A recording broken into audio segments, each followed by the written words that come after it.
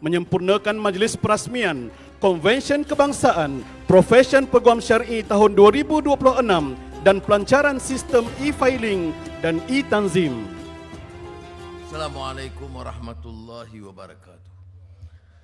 Alhamdulillah thumma alhamdulillah wa ma taufiqi wa i'tisami illa billah alaika tawakkaltu wa ilaika unib. Wa salli wa sallim ala rasulihil karim wa ala alihi wa sahbihi ajma'in. Saudara Menteri Zulkifli, Menteri Marhamah, Ketua-Ketua Hakim, Masyarakat, Peguam Negara, Tan Sri Suki, rakan-rakan yang saya muliakan.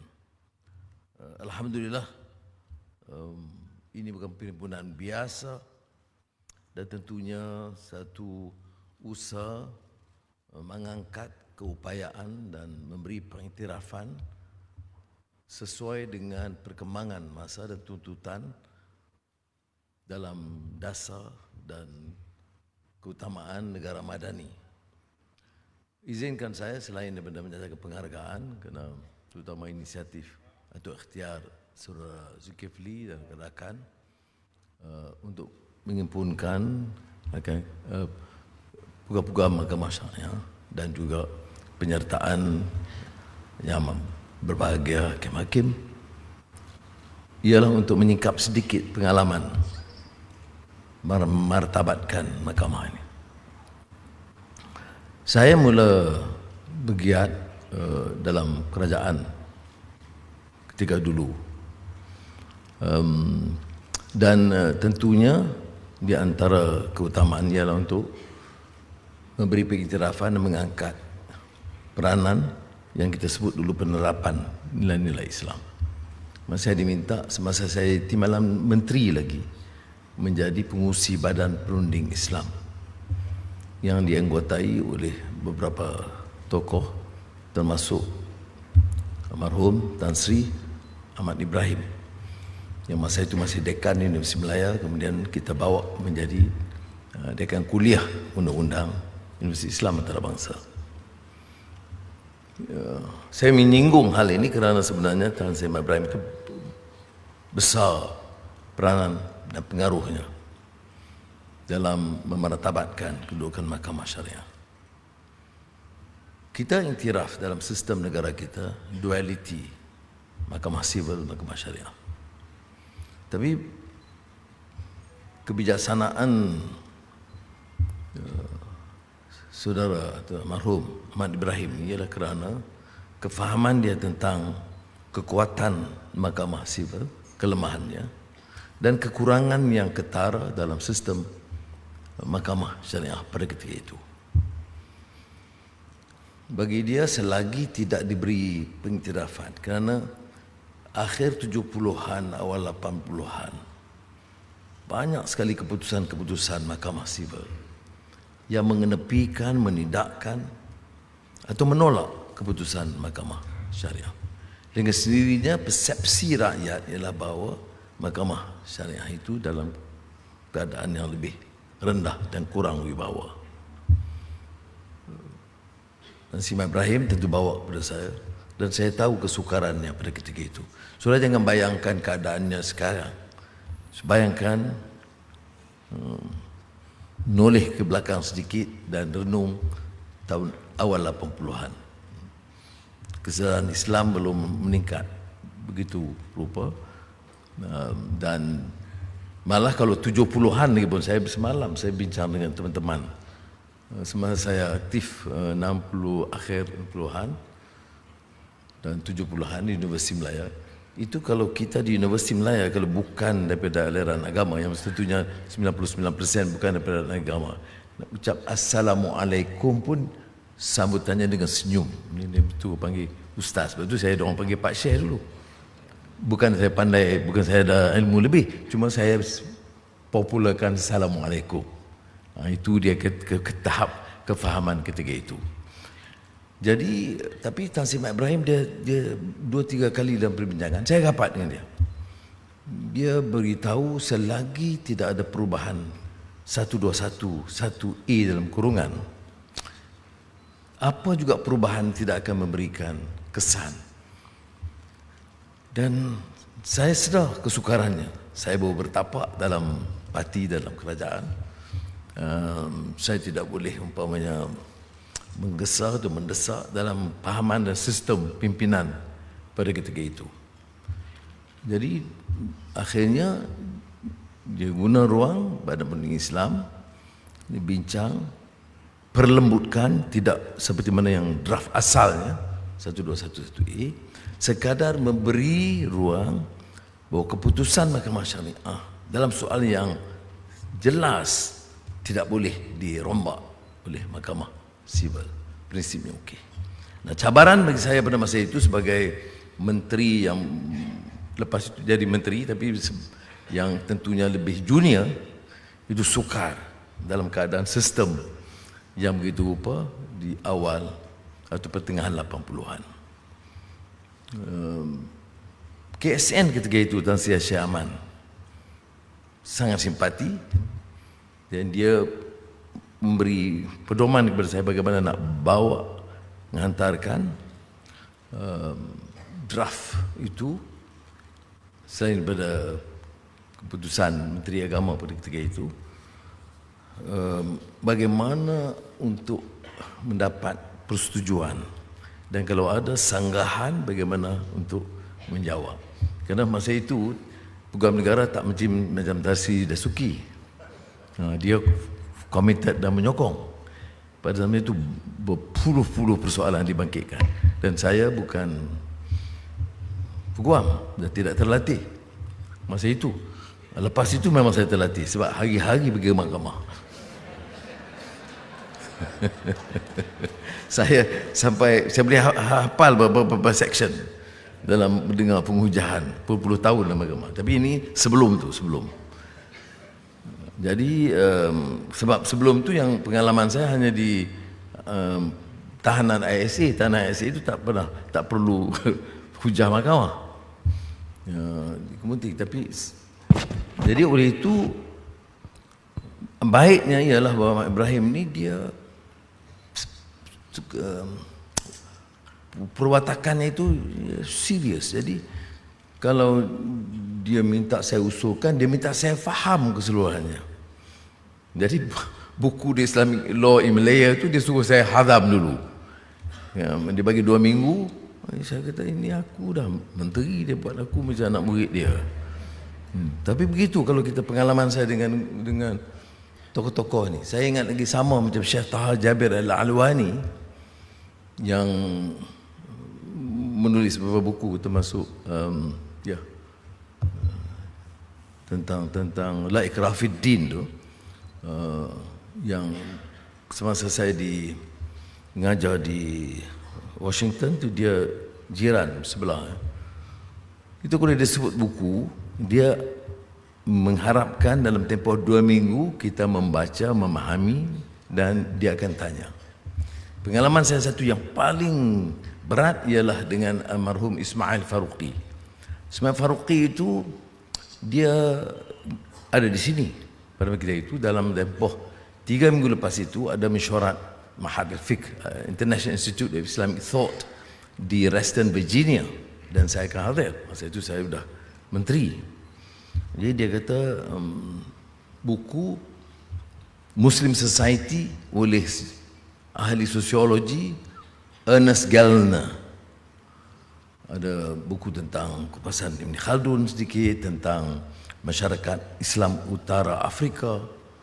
Jadi dia kata, "No, baca kerana saya nak bincang masa kita jumpa nanti." Tapi saya tahu fail dia. Maka dia kalau sebut begitu, dia anggap serius. Dia tidak anggap kita baca lebih kurang kemudian ulah tak. Dan soalan-soalan dia itu mampu dijawab hanya kalau kita membaca. Jadi saya tahu itu, maka tentulah kita cuba hadam betul-betul. Dan memang benar, sampai pagi itu diminta kita join their breakfast. Soalan pertama dia kata, Ibn Khaldun, that thesis, what is the difference between his general theory and his specific recommendation for North Africa? Nah, kalau tak baca tak boleh goreng. Itu dia cara guru-guru kita mengajar kita, memaksa kita menghadam karya-karya. Ahmad Ibrahim itu di antaranya begitu. Saya tidak tahu dengan pelajar-pelajar lain. Dengan pengalaman saya, kerana dia kata, Anwar, you cannot present this draft bill if you do not have a full comprehension about Islamic law in this country. The faults, the weaknesses, the limitations, what we need to do as a form of priority to enhance the capability. Jadi itulah yang menyebabkan kita kemukakan 121, 1A, walaupun sukar sekali jalannya, tapi alhamdulillah akhirnya dipersetujui oleh Perdana Menteri ketika itu. Tentunya dengan pelbagai tekanan, dan maksud dia apa? Kita tidak sama sekali nak melanggar hak yang bukan Islam. Ini yang menjadi isu juga bagi saya kepada peguam syar'i. Untuk menjamin keberkesanannya, tentu kita akan melaksanakan, tapi perlu dalam masa yang sama memberikan gambaran bahawa yang kita nak tegakkan ini keadilan dan tidak menafikan hak bukan Islam dalam urusan agama mereka. Bagi saya itu prinsip. Walaupun sebahagian mereka kawan saya dia anggap ini kerana nak ambil hati orang Cina, India, tak timbul. Ini saya ingat lagi Ahmad Ibrahim daripada awal 121A. 121A itu bagi dia spesifik. Kita nak tingkatkan kepada mahkamah syariah, tidak ada maksud sama sekali untuk mengganggu, menggugat kefahaman dan pelaksanaan hukum bagi bukan Islam. Itu bagi dia sangat jelas dan kita bawa. Dan kalau untuk itu, maknanya mahkamah sivil tidak ada hak untuk mengganggu urusan mahkamah syariah, menyinggung tentang hukum Islam dan kepada masyarakat Islam. Bagi saya sangat adil, dan saya beri juga jaminan kepada menteri dan pimpinan pada ketika itu yang bukan Islam, walaupun kuat sanggahan bantahan, tapi akhirnya jaminan itu terpakai. Itu yang saya maksudkan 121A. Tentunya di bawah Peguam Negara sekarang berbincang dengan JAKIM dan rakan-rakan Peguam Syar'i dan ketua-ketua hakim mahkamah syariah, atau melihat bagaimana boleh diperkukuh, perketatkan dan dipertingkatkan, ya, sesuai dengan zaman. Kerana yang saya sebut ini 80-an, akhir 80-an, dan sekarang mungkin diperkemaskan. Apa hujah Ahmad Ibrahim pada masa itu? Dia kata, untuk melaksanakan, kita tahu Islam ini just administration, tadi yang disebut tadi dalam bahasa Inggerisnya, tapi a just administration of just laws, itu prinsip dia. Tanpa perubahan-perubahan ini, dia akan jadi just laws, tetapi administered unjustly. Sebab itu Ahmad Ibrahim selepas dia pergi ke UIA, dan bila kita tingkatkan 121(1)A, dan kebetulan kita ada perhimpunan wanita, ada satu majlis, dan umumnya wanita, kebanyakan wakil-wakil persatuan wanita tidak senang dengan beberapa keputusan mahkamah syariah. Katanya dia kata qadhi-qadhi ini bias. Ini kata dia, bukan saya kata, jangan marah. Pada masa itu dia kata sebab selalu judgement itu prejudicial terhadap wanita. Hukum jelas. Dia kata we are not questioning the law. Dia bagi beberapa contoh pada masa itu kepada saya. Dia bagi contoh supaya saya catat kesnya sebagainya, dan memang betul qadhi nasihat dengan baik, iaitu ada pergaduhan suami isteri. Jadi nasihatnya balik bincanglah lagi. Isteri dia kata nak bincang mana, aku kena balik rumah kena pukul. Saya bawa kepada Ahmad Ibrahim. Ahmad Ibrahim kata gini, kata dia, kita perkenalkan kursus diploma tentang CPC umumnya, ya. Betul Tan Sri, Criminal Procedure Code. Jadi untuk memperkemas, mempertingkatkan. Itu evolusi untuk meningkat mutu profession peguam-peguam syar'i. Dan alhamdulillah itu diperkenalkan dan tentunya harus dikembangkan, dipertingkatkan. Dan juga syukur alhamdulillah kerana sekarang kita tidak dengar isu-isu itu dibangkitkan. Ya, orang lihat keupayaan peguam, keupayaan hakim dan hakim mahkamah syar'i, termasuk mahkamah rayuan, mahkamah tinggi. Dan beliau juga mencadangkan supaya ada mahkamah, apa dipanggil, selain mahkamah syar'i, mahkamah rayuan, mahkamah itu yang di wilayah, mahkamah utama ya. Tapi pasal itu saya perkenalkan, saya cadangkan itulah marhum Syekh Azmi yang mufti bekas Pulau Pinang, dia orang Kedah. Dia kata sebab dia mahkamah, dia menjadi yang pertama di Kuala Lumpur.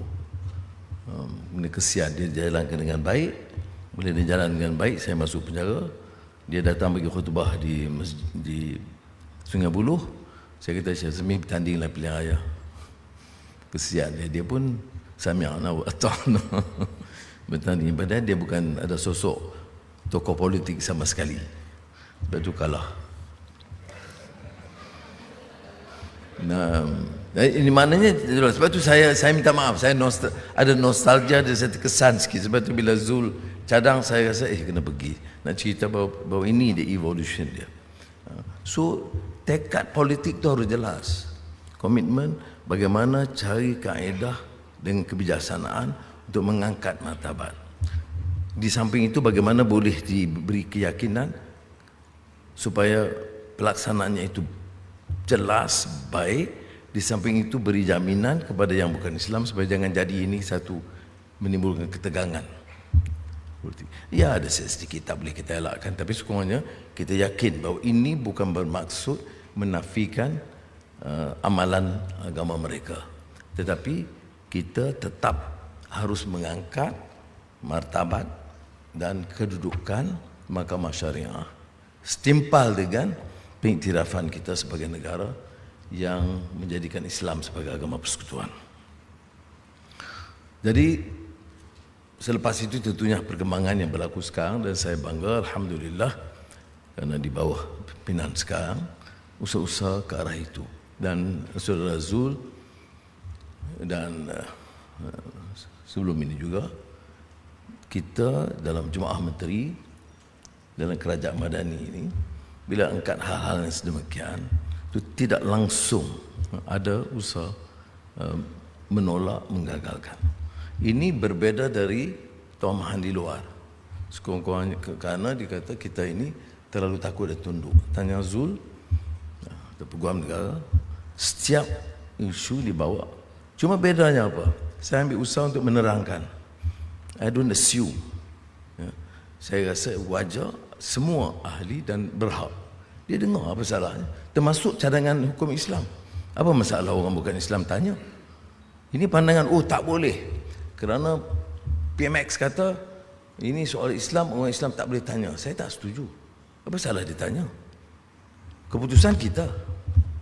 Tapi sebagai warga negara, dia nak tahu dalam kuasa apa yang nak dipindah, apa yang nak diperkenalkan. Dia nak tahu apakah ia menyentuh kedudukan dia. Bagi saya tak ada masalah.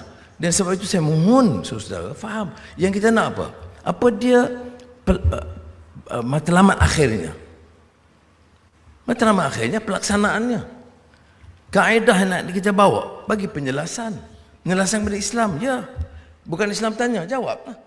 Saya yakin bahawa hujah mempertahankan syariah dan kekuatan Islam itu cukup kuat untuk menangkis segala seruan. Walaupun dalam zaman Islamofobia dan latihan sekular yang sebenarnya terlalu tebal, termasuk di kalangan masyarakat Malaysia, Islam, bukan Islam, dan juga sebagai orang Islam. Sebab itu kalau peringkat awal nak bawa apa saja perubahan Islam ini, sukar ya. Bukan saja untuk menghadapi bukan Islam, menghadapi orang Islam sendiri pun sukar. Kerana terlalu tebal dengan pengaruh aliran sekular dalam sistem pendidikan kita. Itu kita bincang tajuk lain, tapi sudah fahamlah bahawa pengaruh itu tidak terkikis. Jadi jangan buat kemudahan. Kita nak ini, laksana ini. Tapi kaedahnya, pelaksanaannya, kefahamannya, menyantuni, tak ada masalah. Kalau kita boleh pilih umpamanya, tangguh 2 bulan, sekadar menyantuni dan mendapatkan pandangan dan memberikan hujah penjelasan kepada masyarakat Islam, termasuk yang sekular dan juga yang bukan Islam. Saya pilih jalan itu. Saya tidak mau pilih jalan untuk terus bertempur dalam keadaan yang tidak perlu. Tapi akhirnya, andai kata terpaksa dilaksanakan juga setelah dijelaskan mereka menolak, itu kita akan tegaskan. Itu tentunya tekad politik yang ada. Tapi seperti mana yang saya jelaskan, setakat yang pengalaman saya 3 tahun lebih sebagai Perdana Menteri sekarang, belum ada satu hujah yang ditimbulkan, yang dibangkitkan, termasuk tambahan peruntukan, kedudukan mahkamah syariah yang menjadi masalah yang diungkit atau dibantah oleh mana-mana menteri, termasuk menteri bukan Melayu. Ini berbeda daripada tohmahan di luar. Hangat sekarang di Johor dan di Negeri Sembilan. No, I'm telling you the truth. Nak pertikai, pertikai. Tapi this is the fact. Baik, kalau ditanya, saya tak ada masalah. Sebab itu, saya bagi contoh yang agak sukar. Sejak tahun 1957, tidak pernah ada mana-mana kerajaan di Malaysia yang memutuskan untuk mewujudkan kawasan di kota di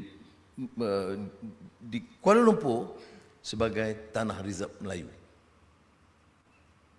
Saya memutuskan bila kita ambil alih badan Malaysia, cadangan badan Malaysia yang lingkup oleh kerana salah guna kuasa sebelumnya, 480 ekar begitu, ambil balik, istilahnya rampas, jadi hak milik kerajaan, diurus oleh khazanah dan Petronas, 100% milik kita.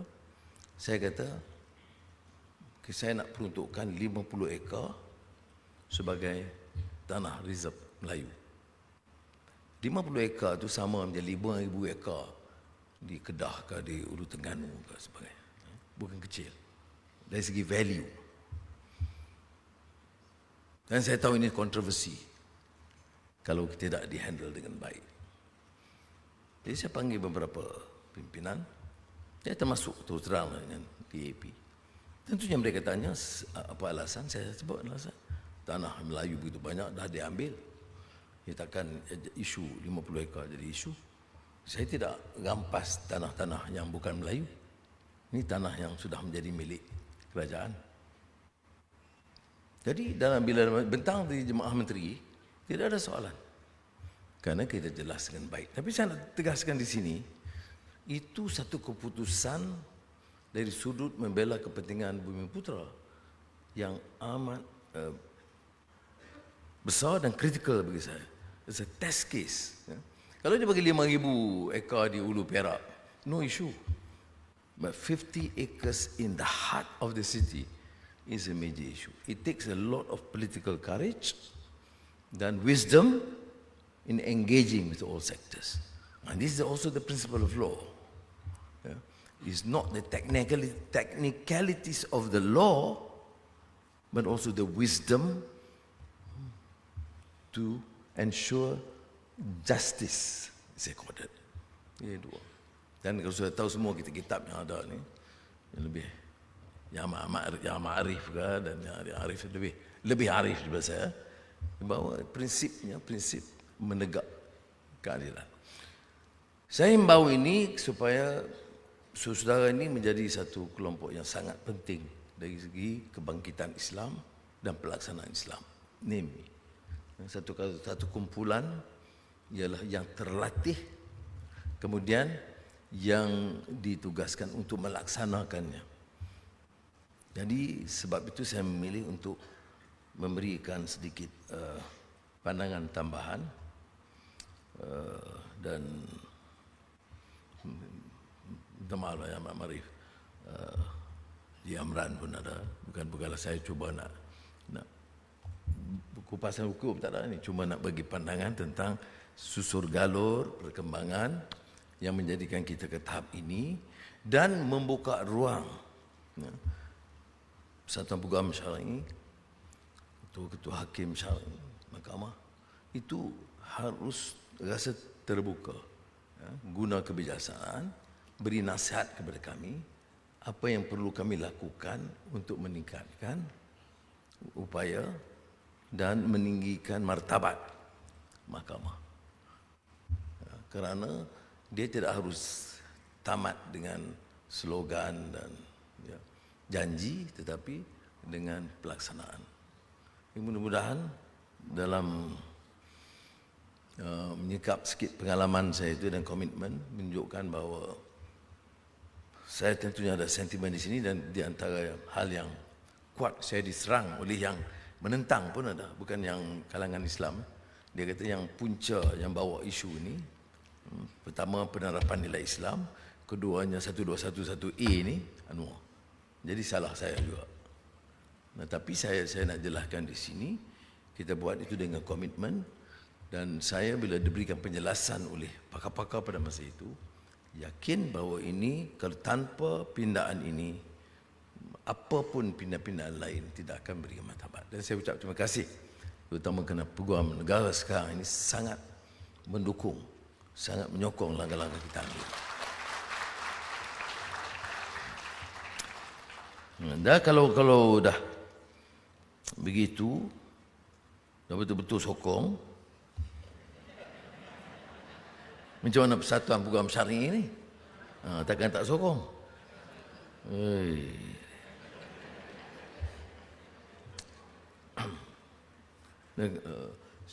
Saya sambut baik, dan saya percaya harus ada juga, kalau boleh selain daripada usaha lain. Saya ingat Peguam Negara setuju untuk ada satu sesi perbincangan dengan rakan-rakan, sama ada Yang Ma'arif, hakim dan ketua hakim, sebagai satu separate sesi yang lain, dan juga dengan wakil-wakil dari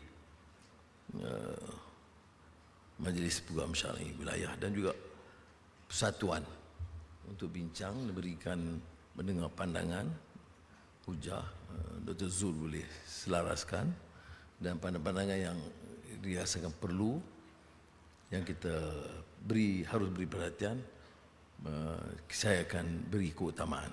Tapi tunggu lepas pilihan raya negeri dulu lah.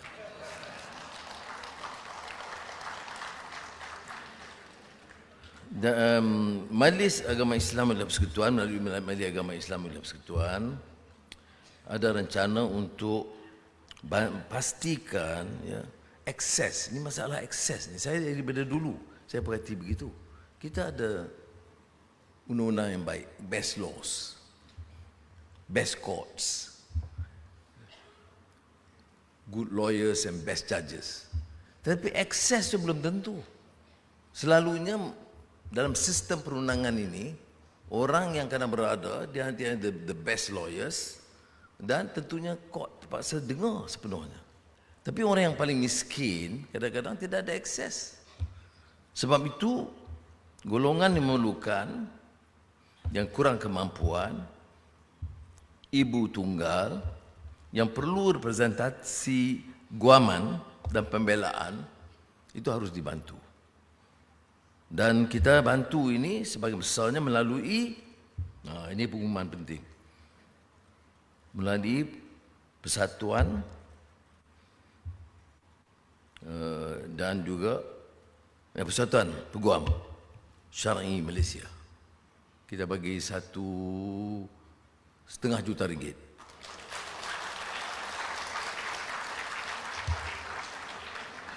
Saya kebetulan Menteri Keuangan, nak umum duit nak berat sungguh. Terutama dalam keadaan sekarang ni. Dia tidak mudah. Baik. Jadi RM1,5 juta saya minta nanti Majlis Agama wilayah tolong salurkan secepat mungkin. Kalau lambat dia orang mesti disalahkan saya. Jadi kalau lambat salahkan Dr. Zul dan Marhamah, mereka yang diberi pertanggungjawab penuh untuk meluruskan hal yang sedemikian. Sekali lagi saya ucap terima kasih, jazakumullah khairan kathiran, dan mendoakan mudah-mudahan dapat kita beri tumpuan, kerana sebenarnya ini satu daripada kerangka strategi kita mengangkat martabat bukan saja mahkamah tapi kesedaran Islam dan juga pelaksanaannya. Tapi saya harus beringat dalam soal kerencaman sistem kita yang ada negara, kebijaksanaan bil hikmah wal mau'izatil hasanah itu sangat penting. Jangan diremehkan. Karena peguam ini suaranya, pengaruhnya itu lebih tinggi. Jadi kebijaksanaan itu diperlukan. Semoga Allah Subhanahu wa taala memberikan kekuatan dan merestui usaha kita bersama. Wassalamualaikum warahmatullahi wabarakatuh. Jutaan terima kasih diucapkan.